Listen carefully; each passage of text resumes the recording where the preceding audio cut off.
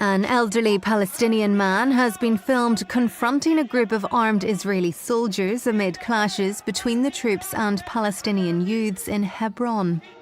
The footage, which was filmed by a Palestinian man, shows 65-year-old Ziad Abu Halil walking up to the soldiers and shouting at them that they should be ashamed of themselves.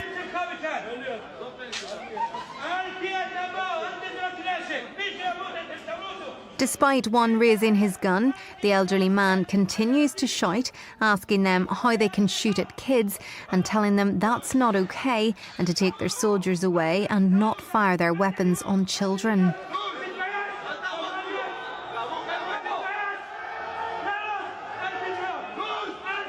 Determined to get his point across, he shows no fear as he continues to approach the soldiers, saying he'll not move and that they're not human if they want to kill more people, adding once again that they should be ashamed.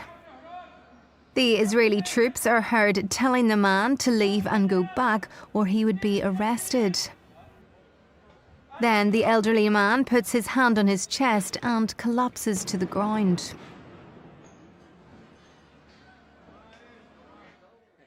Other footage of the same incident shows that immediately after he collapses, a group of journalists come to his assistance and carry him away. The 65-year-old has since been released from hospital after suffering from minor bruises from falling to the ground.